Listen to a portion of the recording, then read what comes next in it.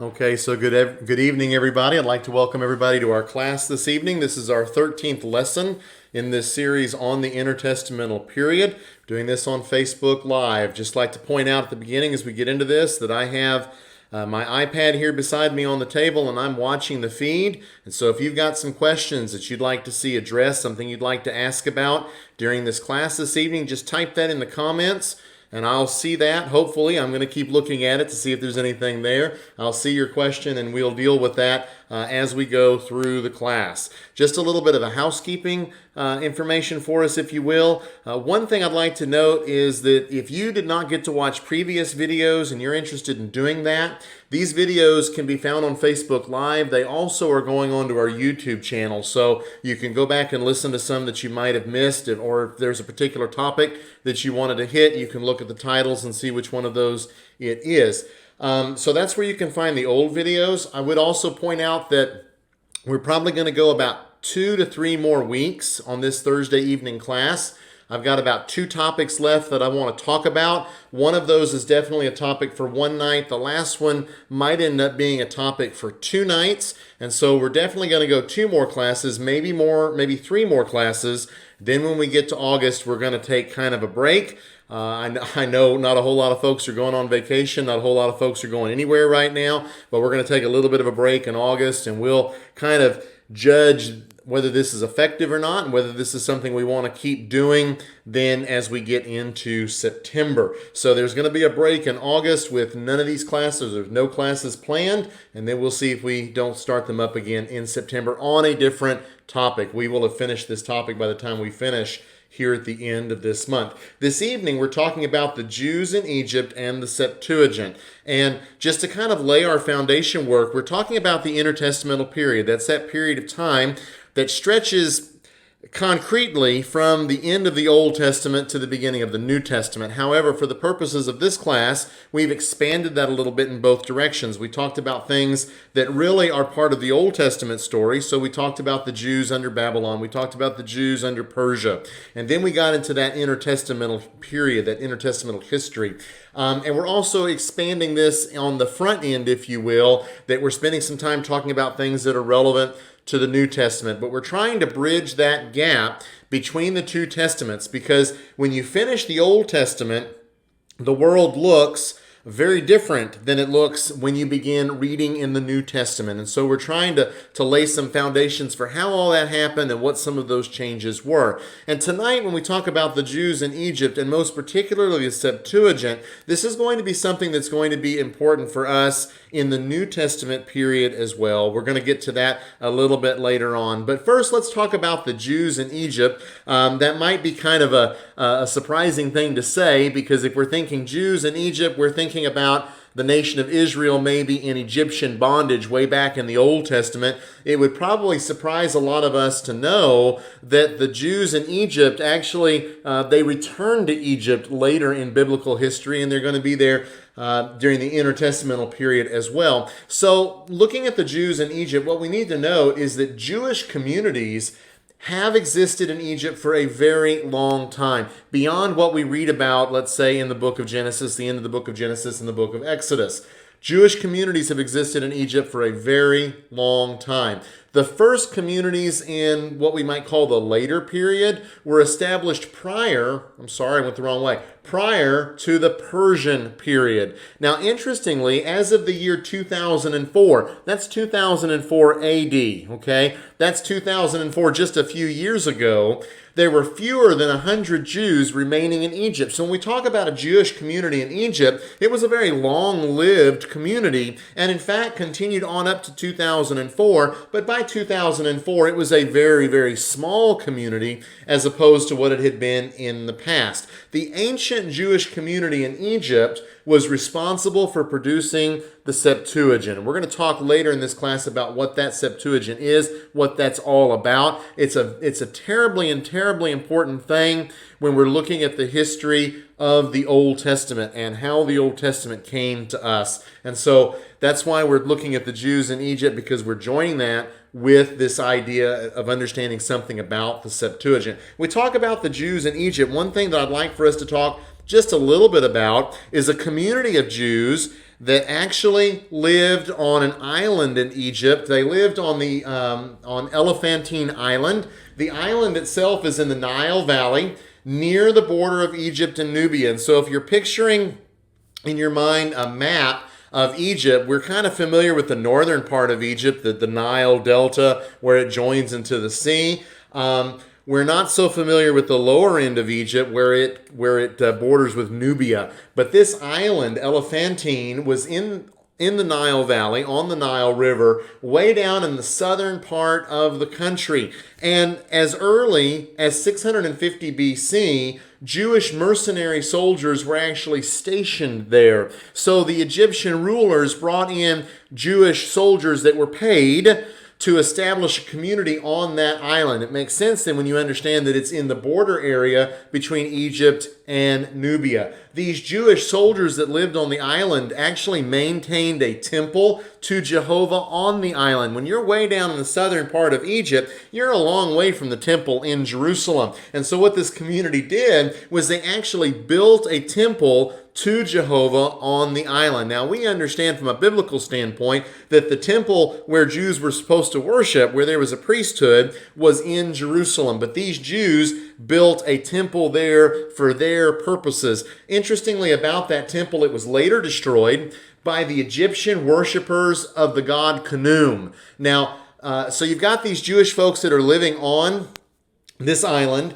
They're mercenaries, so they're in the pay of the Egyptian government. They build a temple there, but over the course of time, at some point in time in ancient history, these Egyptian worshipers come along and they're not happy about this temple, and so they actually destroy it. Now, possibly what's going on there, the Egyptian god Khnum was represented with a ram's head.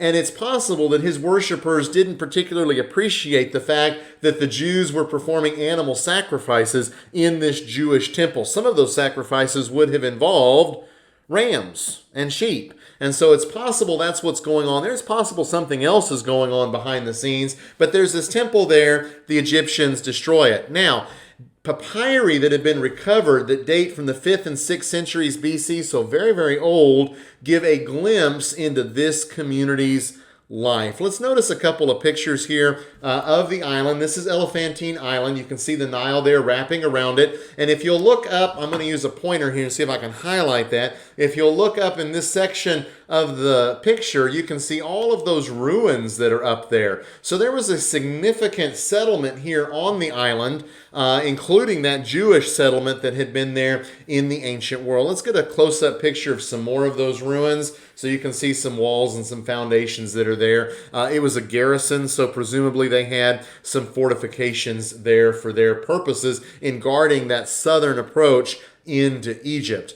One more photo to share with you. This is from the Temple of Seti in Abydos, Egypt. And this is the god Khnum, or their representation of the god Khnum. And of course, you will notice up there that his head is the head of a ram, the head of a sheep. It's got horns, so it would be a ram. And so as they're worshiping this god, they're visualizing him as a ram. And so that might have been the source of the tension between these Egyptians and the god that they are worshiping, and of course the Jews and the god that they're worshiping in that temple that they had built on that island. As I mentioned, we have some papyri that give a glimpse. I'd like to share a translation of one of those papyri with you this evening. This is a letter that's actually sent to Jerusalem from the community at Elephantine. And this is what they write: "To our Lord Bagoas, governor of Judah, your servants Jedoniah and his colleagues, the priests who are in the fortress of Elephantine. May the God of heaven seek after the welfare of our Lord exceedingly at all times and give you favor before King Darius." So we know this is coming from the Persian period. "And the nobles 1,000 times more than now. May you be happy and healthy at all times. Now your servant Jedoniah and his colleagues depose as follows: the priest of the god Khnum," that's a different spelling of the same god that we talked about a little while ago, "conspired to wipe out the temple of the god Yahweh from the fortress of Elephantine," that's Jehovah. "Coming with their weapons to the fortress of Elephantine, they entered that temple and razed it to the ground. Now our forefathers built this temple back in the days of the kingdom of Egypt. And when Cambyses came to Egypt, he found it built. when our temple was destroyed, we and our wives and our children wore sackcloth and fasted and prayed to Yahweh, the Lord of heaven. Again, that's Jehovah. We have also sent a letter to our Lord and to the high priest Johanan and his colleagues, the priests in Jerusalem, and to Ostanes, the brother of Anani, and the nobles of the Jews. So again, we have this letter to Jerusalem from the community at Elephantine, and they explain that that temple had been there for quite a while, but then it's destroyed. But we see that there's a connection between the Jews here on this island and the mother city, if you will, back in Jerusalem. So that's the Elephantine community. That's one part of the picture of Jews in Egypt during this period. Let's also talk a little bit about another migration of Jews to Egypt, and that takes place after the fall of Jerusalem. The fall of Jerusalem to the Babylonians, okay? So the city is destroyed in 586 BC by the Babylonians. It's going to be under Babylonian control until the Persians take over. When the Babylonians conquered the city and established their administration over that area, they left a man named Gedaliah as governor. Gedaliah is actually murdered. We read about this in the Bible, and some Jews then fled to Egypt. We read about that in 2 Kings chapter 25, verses 22 through 26. We also read about that in Jeremiah chapters 40 all the way to 44. Now, we're not going to read either one of those texts. I'll leave that for you to do after the class if you so choose. But so we have this situation where you've got Jews that are in Judah. It's under Babylonian control. They've got a governor there. There's a plot against the governor. He's murdered. And so some of these Jews decide this isn't a very good place for us to remain. We're going to go off to Egypt.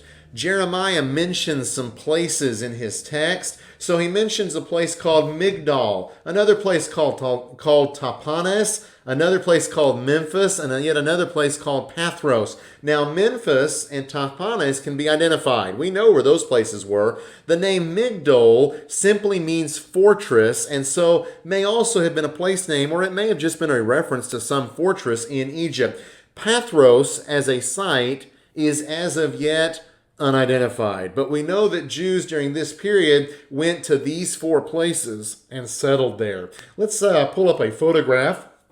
This is from Memphis in Egypt. Memphis had been the capital of ancient Egypt. Today it is mostly just farmland. And so you see the ruins that are there. We've got a couple of dogs that are sitting in the front of that picture. Just not a whole lot left of Memphis today. It's mostly farmland. But in ancient Egypt it was the capital. And so Jews fled after the fall of Jerusalem to this site, as well as three others.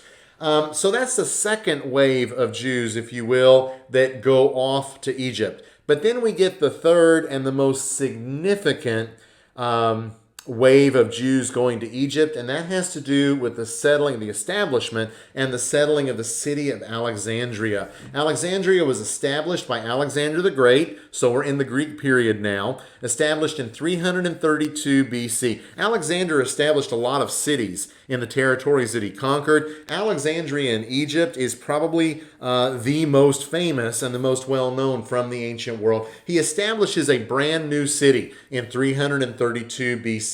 And it had a huge Jewish population. As a matter of fact, Jews were present from the very founding of the city, and eventually 2 out of 5 of the city districts were Jewish. So the city is divided up into 5 districts. 2 of those districts are Jewish districts. The community in Alexandria actually enjoyed a large degree of political freedom under the Ptolemies. Remember way back when we talked about the Ptolemies, that the Ptolemies tended to be pretty benevolent towards the Jews that were living under their control, and these Jews in Alexandria benefit from that. So they have a lot of political freedom there in the city of Alexandria. Alexandria's Jewish population was significant. So, for example, we read of a couple of individuals that came from Alexandria. One of those men was Philo. Philo's a Jewish writer, kind of a Jewish writer and a Jewish philosopher, if you will. We're not going to talk about him in this class, but he writes some things that sometimes have some bearing on biblical studies. He's well known from that time period. And then also Apollos. Now, if we're Bible students, if you're a student of the New Testament, you know about Apollos. Apollos is mentioned in Acts chapter 18 and verse 24 and elsewhere. And we know concretely that Apollos came from Alexandria. He's a part of that large Jewish population in the city of Alexandria. So the Jews of Alexandria had a lot of political freedom. They have a large presence in the city. They're going to live well there even under Roman control until there's a Jewish revolt in 114. It goes from 114 to 117. It was a revolt that took place while Trajan was emperor. And in this particular case, that revolt had dire consequences for the Jews of Alexandria. In fact, a great many of those Jews actually lost their lives during that time. So, a city with a long history of a Jewish presence. Let's look at a map of the city of Alexandria. This is going to be the only map that we see this evening, but just some things to point out. On the map, you might notice that if it is in green, it is the ancient coastline. Okay, if it's in white, it's coastline that has built up over time probably through silting or even man-made actions.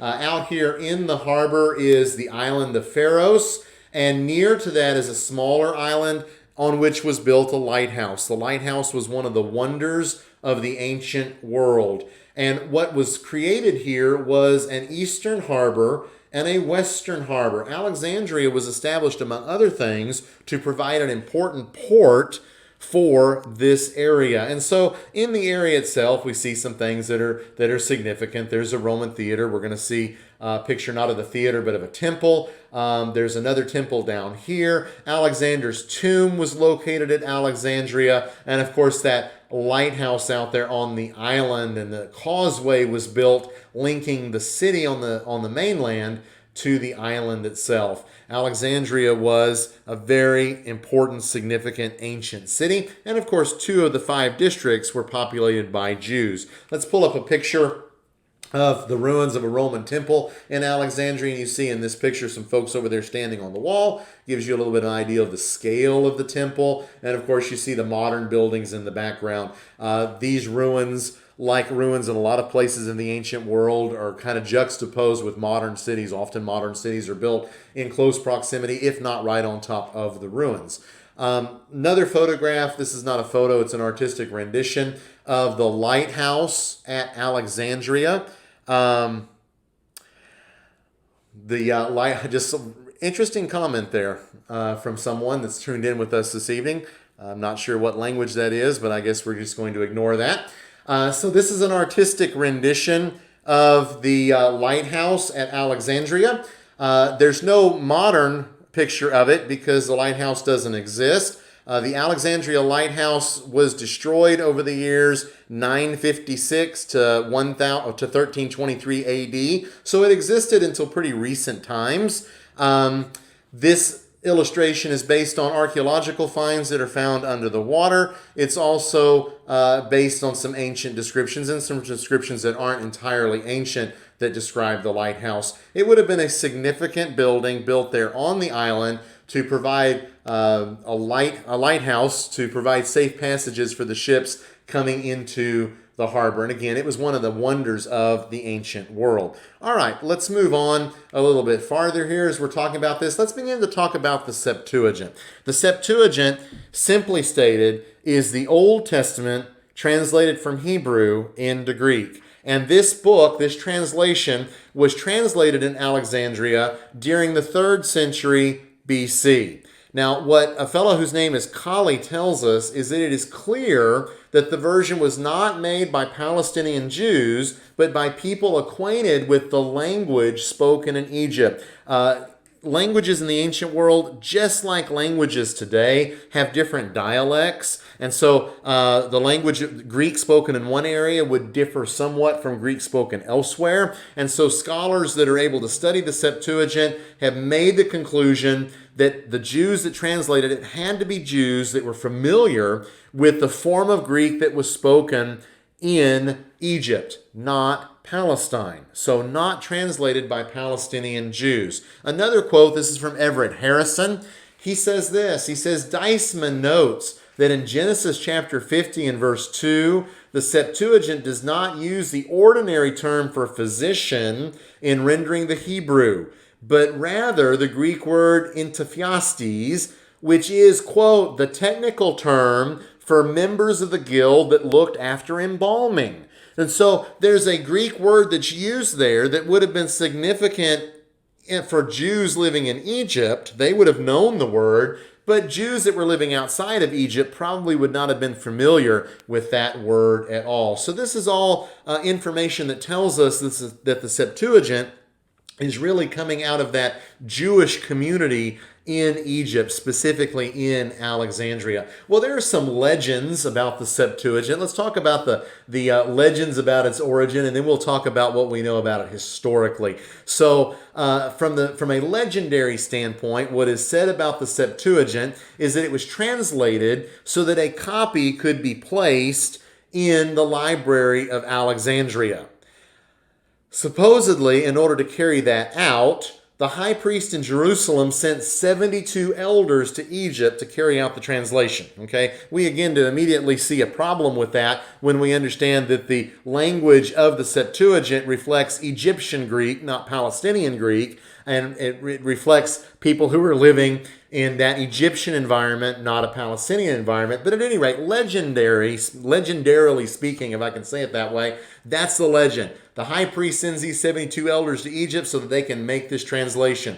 They carried out their work on the island of Pharos, where that great lighthouse was located that we talked about. Now, supposedly, according to legend, it was completed in 72 days. So I want you to notice that. 72 elders go to Egypt, and they finish the translation, the entire translation of the Old Testament, in 72 days. Looking on at this a little bit more, this is what we read from Philo. Remember, we talked about that Jewish author. He said they, talking about these 72 elders, like men inspired, prophesied, not one saying one thing and another, but every one of them employed the self-same nouns and verbs, as if some unseen prompter had suggested all their language to them. That's what Philo says in his book on the life of Moses. So what he's saying is that the legend was, you've got these 72 elders that in 72 days produce a translation, and every single one of their translations agrees 100%. So it's not that one says, well, we should express that Hebrew in this way. No. The other one says, no, we should express it differently. Supposedly, they all produce the same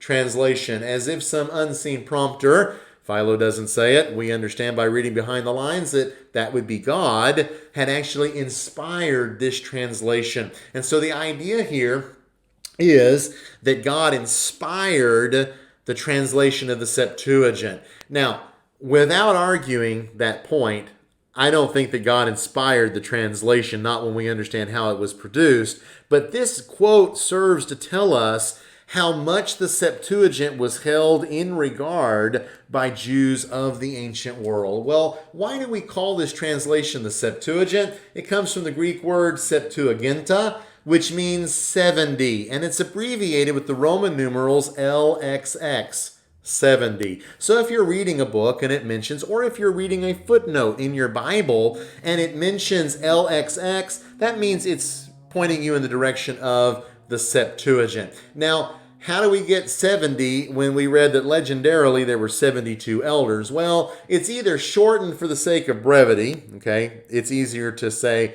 70 than 72, or it's a reference to the 70 elders of Exodus chapter 24 and verse 1. Really don't know how that term came to be used, but it's a term that we use up until today. And so if you're in my Bible classes from time to time, you'll hear me talk about the Septuagint, usually explain that's the Old Testament in Greek, because the Septuagint is very, very important for Bible studies. All right, that's the legend. Let's talk about what we know historically about the production of this translation. Okay, so we know historically it was translated in Alexandria. That part is correct. It started in the 3rd century BC, okay? So it wasn't something that was finished in 72 days. There's a whole process to producing this translation. It is theorized, not known concretely, that the law was translated first. So the first 5 books of the Old Testament, Genesis, Exodus, Leviticus, Numbers, and Deuteronomy, followed by the latter prophets during the 2nd century BC.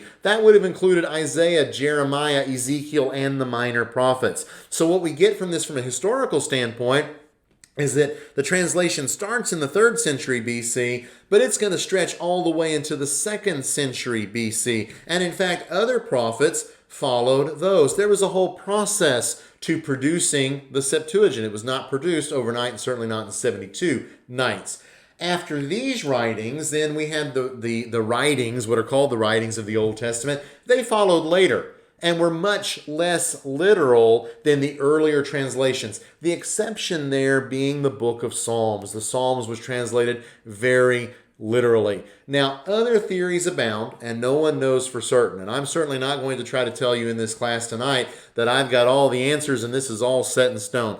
Believe me when I tell you there's a lot of discussion among people who study the Septuagint as to exactly how all this came about. So it's certainly a lot of things that we don't know. But what we do know is how important the Septuagint was, not only for Jews, but also for Christians. Let's pull up one photograph. These are fragments of what's called the Papyrus Rylands, number 458. And they date to the 2nd century BC. And of course, you can see, hopefully on the monitor that you're looking at, you can see very clearly that these are written in ancient Greek. Again, these are very fragmentary pieces, and they're all from the Septuagint. So when we talk about the Septuagint, what we need to understand is that the Septuagint was the Old Testament of early Christians. Okay? Many, but not all, of the quotations recorded in the New Testament actually come from the Septuagint. Greek was the language of most Gentile Christians as well as many Jewish Christians. So here's what you've got in the New Testament period. You've got Jews who live in Palestine, whose spoken language was Aramaic, spoken language was Greek. They might have been able to read the Old Testament. They also might not have been able to read the Old Testament. Then you've got in Hebrew. Then you've got Jews who are living outside of Palestine.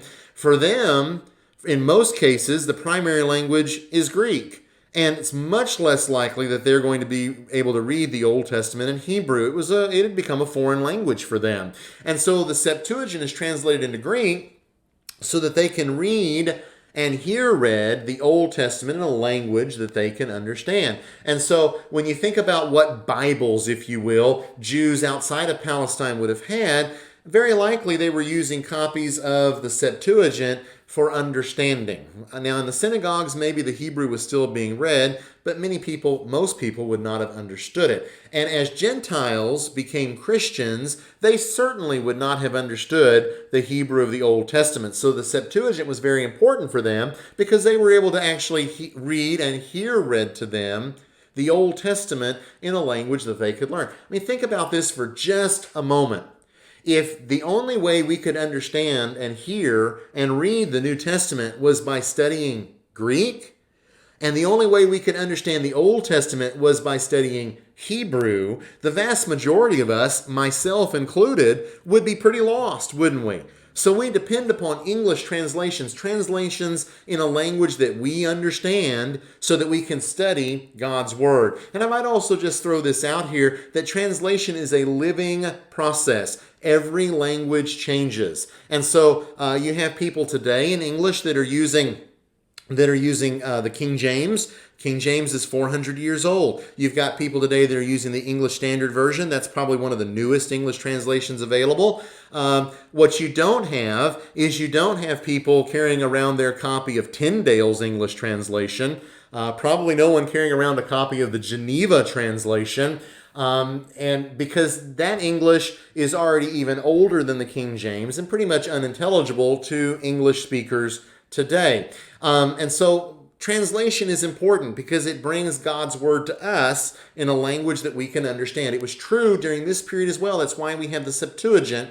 It's true for us as well today. Now, how important was the Septuagint? Let's just note something here. This is a quote from a fellow whose name is Corey Marsh. This is a quote from an article located on the internet.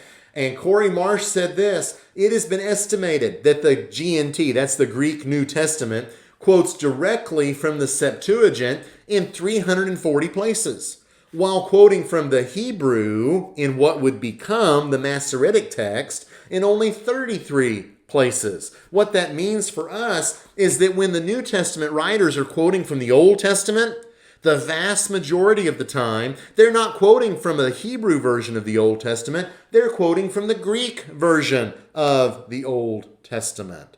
That tells us how important the Septuagint is. So let's look on about this a little bit more.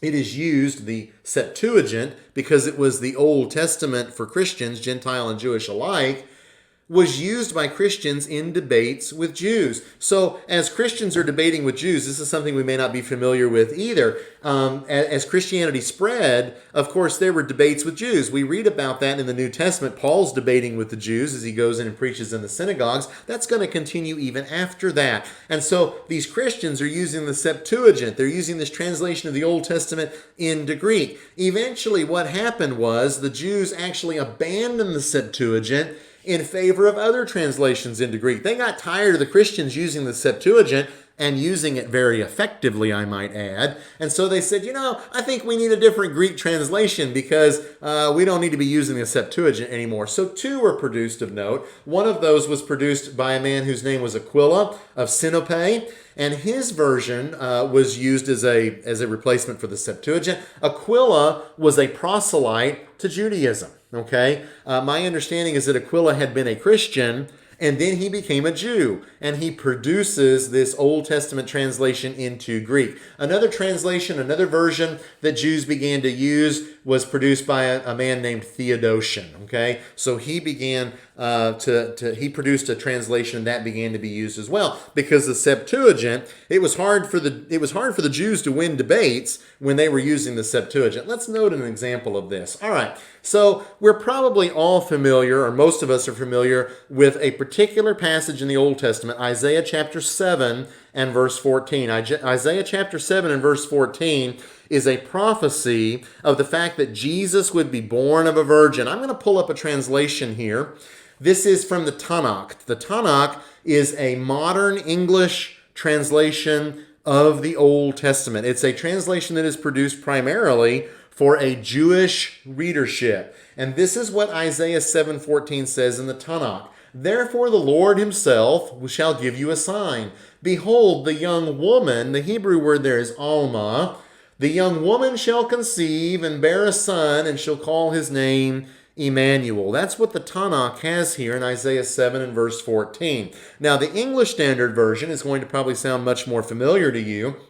The English Standard Version says, behold, the virgin shall conceive and bear a son, and shall call his name Emmanuel. So just note with me, if you will, I'm going to highlight this on the screen, that the Tanakh, a Jewish version, has young woman in the text. The English Standard Version has the word virgin. And if you were to read in a New American Standard, it would have the word virgin as well. If you would read a New King James or a King James Version, they would all have the word virgin there as well. And so the question then centers on that Hebrew word Alma and how it should be translated. Alma does mean young woman, okay? That's its overall meaning. However, how did Jews understand that passage? When we go to the Septuagint translates this verse in Isaiah chapter 7 and verse 14, translates that word Alma, with that Hebrew word Alma, with the Greek word Parthenos. The Greek word Parthenos is a very specific word for virgin. So the Septuagint, which is translated 200 years before Christians began to use it in their debates, 200 years before the coming of Christ, translates it with a specific word that means virgin that reflects Jewish understanding prior to the coming of Christ. And so when Jews come along today and say, oh, no, Jews never expected that the Messiah would be born of a virgin. Oh, yes, they did. And the Septuagint is proof of that, because the Septuagint was a translation prepared by Jews for Jews. And they recognized that in this context, in Isaiah 7 and verse 14, the Hebrew word Alma meant virgin. And so that's how they translated it. Well, Aquila of Sinope, remember we talked about him, he comes along, he's going to produce a new translation that Jews can use because we got to quit using that Septuagint because the Christians are beating us up in debates using that. And so he produces a translation, 2nd century AD, 100 years after Christ. He translates that Hebrew word alma with the Greek word neanis, which means a young woman. Now that translation reflects a reaction against Christian arguments. It's a reaction against the fact that Christians were using the Septuagint to prove that the Messiah was to be born of a virgin, which is exactly what we see happening in the New Testament. And so that's what ends up happening with this translation that had been Jewish. The Jews had been using it. Now they're kind of forced to abandon that because the Christians are using it very effectively to demonstrate that Jesus is the Christ. Well, beyond that, the Septuagint has a great value as a witness to the Old Testament text. Our English translations of the Old Testament are mostly translated from the Hebrew Masoretic text. The Hebrew Masoretic text dates to about 1000 AD. I want you to note that. It dates to about 1000 AD. That's 1500 years after that's 2,500 years after the Old Testament began to be written, and it's 1,500 years after the Old Testament was finished. So there's a huge gap of time between the Masoretic text and the originals. And our English translations are based on the Masoretic text. Now, this is not a class on textual studies, and so I don't want to get into a whole lot of details. But I will say this, I think we have absolutely wonderful reasons for believing that the Masoretic text is very reliable. One of the reasons we know that, one of the reasons we can trust that, is because of the existence of the Septuagint. The Septuagint, along with the Dead Sea Scrolls. And by the way, the Dead Sea Scrolls is that topic we're going to spend at least 1 week talking about, maybe 2, before we finish this class. So the Septuagint, along with the Dead Sea Scrolls, form 2 important witnesses to that Masoretic text. We'll look at just a moment. In just a moment, we'll look at a chart showing this. Let's just notice a quote. This is a quote from Emmanuel Toff in his book, Textual Criticism of the Hebrew Bible. This is what he says. He says, the importance of the Septuagint is based on the fact that it reflects a greater variety of important variants than all other translations put together. Many details in the Hebrew source of the translation can be reconstructed since large sections have been translated with a high degree of literalness. Now, we're going to explain in just a moment what that's talking about reconstructing the text and how that works. But let's go ahead and pull up that chart that I promised. So here we have the Masoretic text, dates to about 1000 AD. Our English Old Testaments are primarily translated from that. If you have an Old Testament that has footnotes, you'll notice some footnotes as you read along in your Old Testament, something that'll say Septuagint has this variant reading, or the Dead Sea Scrolls has this reading, okay? So sometimes these differences are noted in our editions of the English Bible. Well, one of the witnesses to the Masoretic text are the Dead Sea Scrolls. We're going to talk about that in 1 or 2 classes, okay? The DSS, the Dead Sea Scrolls, they're written in Hebrew. They're all written before 68 AD, so about 900 years before the Masoretic text. And so we can look at the textual evidence from the Dead Sea Scrolls that helps us to verify the Masoretic text. But then we also have the Septuagint. The Septuagint was written in Greek, obviously, it's the Greek translation, beginning in the 3rd century BC. That's 200 to 300 years, maybe as much as 400 years before the Dead Sea Scrolls. So it gets us even closer to that original Old Testament.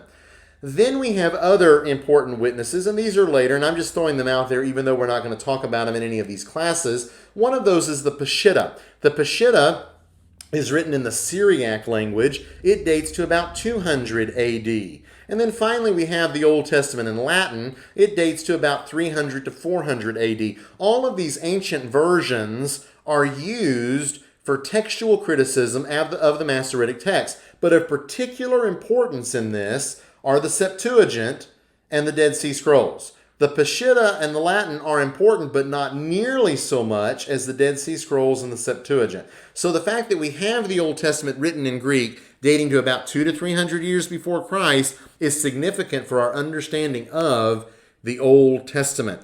All right. So I promised I would try to explain this reconstructing missing originals from existing translations. And I do this in a classroom setting at the church building, and it gives me a great deal of room to try to explain and go through things. I'm not sure how well this is going to work online, but I'm going to try to make it happen. So, hypothetically, we are looking at an ancient work, some book, some letter, something written in the ancient world, but we're missing the original. The original is missing. The original said, "The fat black cat sat in the window." I know that's silly. I know that doesn't make a whole lot of sense, but that's just a hypothetical of a missing original, okay? But as I said, we don't have the original. We don't know what the text originally said, but we have the text in a translation. In this particular case, I'm going to use another language that I know. I only know two. One of them is English and the other is Czech. And that is Tlusta černá kočka seděla na okně. Now, that's an existing translation. So I'm going along and I find this ancient papyrus. And this ancient papyrus has this translated text. But I know it wasn't written originally in Czech. But based on the translation, I can reconstruct the original. It's reverse engineering. It's reverse engineering by taking the translation and reconstructing from it the original. The fat black cat sat in the window. So I can take what I had, extrapolate, reverse engineer, and get back to the original. So when I pull it all up there in front of us like this, what I do have is the existing translation. Based on the existing translation, I can translate it back into English to give me a reconstructed original that then tells me, in all likelihood, what the missing original said. This is the idea, and this is very simplified. This is the idea of reconstructing missing originals from existing translations. And so when there are places in the Hebrew Old Testament where we're not entirely certain what the Hebrew means, and that does happen every once in a while, we're not entirely certain what the Hebrew means, translations can be consulted. Specifically, the Septuagint or the Dead Sea Scrolls is a different version. The Dead Sea Scrolls are not a translation. To kind of give us an idea for how that was understood in the past. This is pretty important, and it's a part of studying the ancient languages and the transmission of the Old Testament to us today. So that's why the Septuagint is important, because it gives us another source for understanding what the Hebrew text was. And I will say this, the more sources that we have like that, the more assured we can be that the Old Testaments that we hold in our hands today are faithful copies of the original as God delivered them. And that is very important. And if for no other reason than that, the Septuagint is a pretty important work of the ancient world. Thank you for tuning in this evening. Let me just pull this screen up. We did have one map tonight. I do have that courtesy of the maparchive.com. If you're looking for some good maps of the ancient world, you can go to that website. They are not free, but they're also not very expensive, and they are in high quality. A lot of the maps that I've used in these presentations across this class have been from that website. Next Thursday night, we're going to spend our time in this class talking about Jewish factions. If you want to get an idea for what that's about, think about Pharisees and Sadducees. Think about Zealots and Essenes. We're going to talk about the Jewish factions next week. Some of these Jewish factions have their roots in the intertestamental period. Most, but not all of them, are important in the New Testament record. And so we're going to spend our time next Thursday evening at 7 p.m. talking about that subject. Again, thank you again for tuning in this evening. I know that you could be doing something else on a Thursday evening, and I appreciate that you've taken your Thursday evening to join us for this biblical study. I did just see one comment there that was not a question. It was about a potential study in September, so that's noted. We'll see how things go in September and what we're able to do with that. In the meantime, I hope all of y'all will have a good rest of your week. I hope you'll have a good weekend that's coming up. look forward to you joining me again next Thursday night in this study. Y'all stay safe and stay well, and God bless you and keep you safe.